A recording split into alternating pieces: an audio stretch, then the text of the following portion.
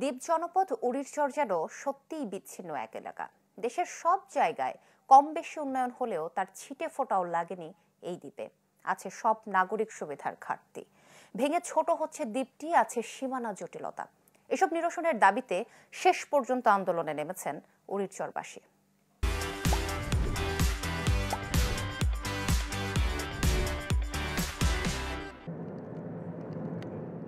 দ্বীপ উপজেলা সন্দ্বীপের আরেকটি ছোট দ্বীপ উড়িরচর। দুর্যোগ দুর্বিপাক সহ নানা কারণে আলোচিত এই দ্বীপের মানুষ যেন ভিন গ্রহের বাসিন্দা, দেশের নাগরিক হয়েও বঞ্চিত সব সুবিধা থেকে। তাই ক্ষুব্ধ মানুষের এই মানববন্ধন। স্থানীয় বাংলা বাজারে সোমবার দুপুরে সচেতন ছাত্র জনতার ব্যানারে এই কর্মসূচিতে যোগ দেন কয়েক হাজার মানুষ। তাদের সবার কণ্ঠেই ছিল ক্ষোভ আর বঞ্চনার কথা। অভিযোগ করেন, শিক্ষা, স্বাস্থ্য, যাতায়াত সহ কোনো সুবিধাই পান না এখানকার বাসিন্দারা।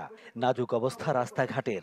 দেশের সব জায়গায় উন্নয়নের ছোঁয়া লাগলেও তার ছিটে ফোঁটাও লাগেনি এই দ্বীপে।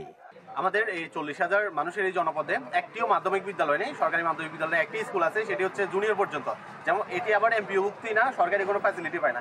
ফলে প্রাইমারির পরে কিন্তু এখানে ছেলেপেলেরা আর পড়াশোনা করতে পারে না। সবার পক্ষে চট্টগ্রাম, সন্দ্বীপ, নোয়াখালী গিয়ে থাকা সম্ভব হয় না। তো এর কারণে প্রাইমারির পরে কিন্তু এটা ঝরে যায়, আর পড়াশোনা এরা কন্টিনিউ করতে পারে না।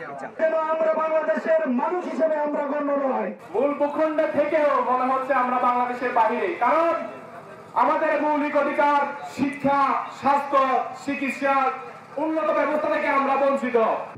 নানা সমস্যার জাঁতাকলে পিষ্ট এই দ্বীপ ভাঙনে ক্রমেই ছোট হচ্ছে।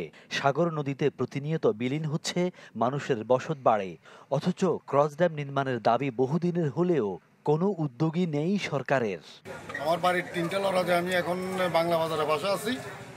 5টা লড়াতে আমার দোকান গেছে। 85 প্লাটে আমার 2 ভাই 1 বোন চলে গেছে। এখন আমার নদী রোধের একটা ব্যবস্থা নেবার কাছে সরকারের কাছে আমার অনুরোধ চলছে। 40 থেকে 50,000 মানুষ অন্যান্য এলাকার মতো আমরা তো কর দিচ্ছি না, আমরা তো কর দিচ্ছি, তাহলে আমরা কেন পিছিয়ে পড়ে থাকবো? 40,000 বাসিন্দার এই দ্বীপে রয়েছে সীমানা জটিলতাও। মানববন্ধনে এই সমস্যারও দ্রুত নিরসনের দাবি জানান উড়িরচরবাসী। ফখরুল ইসলাম, চ্যানেল 24, চট্টগ্রাম।